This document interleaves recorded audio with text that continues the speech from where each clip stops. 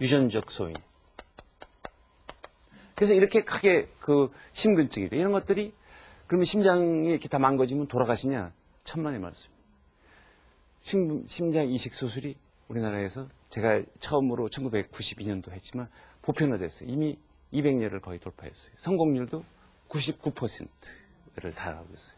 그리고 지금 첫 번째 수술하신 분은 워낙 텔레비에 많이 나오셨지만 그분 지금도 연세가 거의 한 이제 70이 넘으셨어요. 70 훨씬 넘으셨는데 지금도 그냥 그 열심히 사시고 식당 같은 것도 운영하시고 일도 아주 여러분들보다 훨씬 더 잘하고 그랬습니다. 그래서 이런 심장 이식이 앞으로 굉장히 앞으로도 굉장히 중요한 수술이 될 거고 여러분의 건강을 보장하는 그런 게 될 거라고 생각해요. 단지 기증자가 문제예요. 근데 내가 걸릴 수 없는 병은 나 몰라라 하겠지만 나도 잘못해서 감기같이 걸려가고 돌아갈 수 있다는 생각을 하면 항상 내가 무슨 운이 나쁘게 교통사고가 나서 뇌사에 빠지면 어차피 매장하든 화장하든 소멸될 장기니까 남한테 주겠다 이런 것들이 우리 사회에 퍼져야 돼요. 그러면 그 다음번에 자기가 만약에 그런 일을 당했을 때는 기증자가 되고 또 다른 사람이 자기가 만약에 그런 병에 걸려서 다른 사람이 기증자가 되면 자기가 살고 이렇게 되는 사회 풍토가 돼야 돼요. 그래서 참 안타까운 게 남한테 받으려고 막 하고 막 애타게 생명을 건지려고 막 애를 쓰지만 못 구하셔가지고 생명을 잃은 분도 꽤 있습니다. 그래서 이런 게 있고요. 그래서 심장 이식하고 치료법으로는 심장 이식하고 또 어떤 게 있냐면 인공심장 이런 게 있어요. 인공심장은 저것도 역시 1997년 제가 처음으로 인공심장을 삽입해서 그 환자가 살아났지만 장기적으로 가기가 굉장히 어려워요. 1년, 2년 이상 버티기가 굉장히 어려워. 그리고 움직임에 제한이 많이 따르고. 그래서 결국 심장이식이 해답이라고 제가 답변을 드릴 수가 있고요. 그 다음에 이제 마지막으로 심장 전도계통의 질환이 있어요.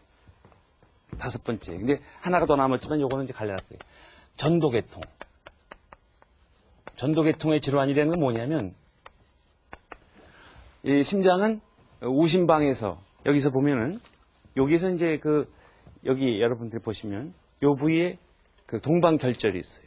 그래서 이게 전도가 돼서 여기 사이에 우심방실과 우심방 사이에 경계 부위에 전도를 하는 쉽게 말하면 역이 하나 있어요. 그래서 여기서 스위치를 하나 연결해서 그다음에 온 심장에 심근에 퍼지게 되어 있는데 이게 바로 이제 어떤 경우냐면 아까 말한 신경하고 똑같은 경우예요.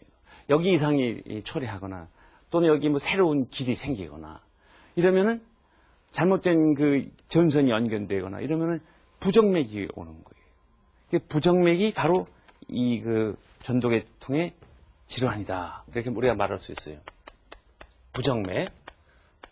부정맥이라는 말은 뭐냐면 심장이 똑똑똑똑 뛰어야 되는데 똑똑 또독 뭐 똑똑똑 이렇게 불규칙하게 뛰는 걸 따라서 이제 우리가 말하는 거예요. 크게 두 가지로 나누는데 하나는 심방성, 심방에서 일어나는 거고 심실에서 일어나는 거 크게 두 개로 나눌 수 있어요. 우리가 심전도만 찍어서 보면 아는데 이 심방성인 거는 아주 불규칙해도 이 펌프 역할하는 심실이 손상을 안 받았기 때문에 생명에는 아무런 지장이 없어요. 사실은. 물론 이가 또 불규칙하게 뛰면은 혈전을 만든다든지 그런 위험이 있어서 방어는 해야 되지만 당장 심장 자체의 이상으로 돌아가시거나 그런 일은 없어요. 이 심실의 부정맥이라고 하는 건 아까 말씀드렸지만 심방은 피를 짜주는 건 아니에요. 사실은. 피를 짜준다 이렇게 많이 알려졌지만 피를 짜주는 역할은 한 25%에 불과해요. 심방에서 심실로 흐르는 거는 제절로 흘러가는 거예요.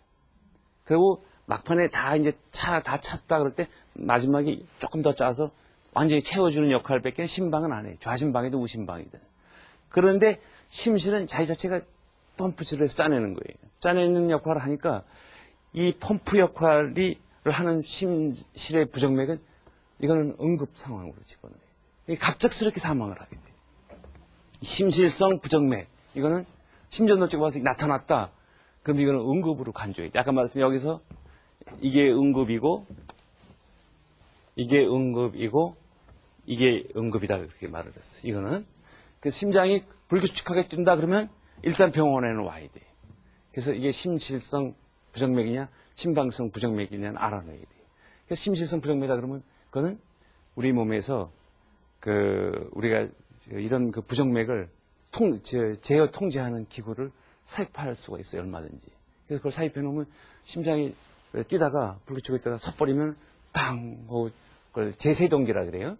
그걸 쳐서 심장의 기능을 다시 회복시킬 수 있는 걸 다뤄놔야 돼요. 그러면 평생 그건 위험하지 않게 되죠. 그래서 이렇게 돼 있습니다. 그래서 이런 그 원인은, 아까 말씀드린 이런 부정맥의 원인은 관상동맥 질환이라든지, 판박 질환이라든지, 과음이든지, 선천성 심장병, 어느 것든지 여러 가지 원인이 될 수 있어요. 그리고 이런 심방에 대한 그 질환은 우리가 간략하게 그 외과적인 수술 방법으로 또는 내과적인 게 아니라 혈관을 통해서 그걸 제어 통제하는 법으로 제어할 수 있습니다. 이 이외에 심장병은 어떤 게 남아있냐? 한 가지가 남아있어요. 그게 뭐냐면 선천성 심장병이에요.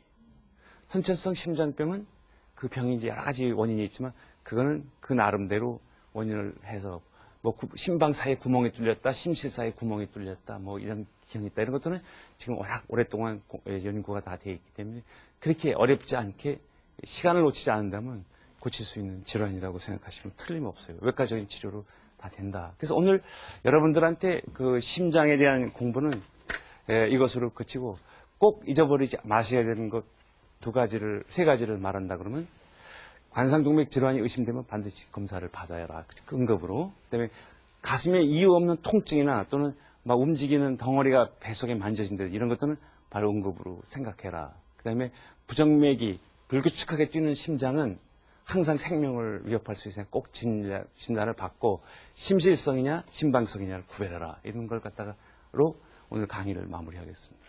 감사합니다.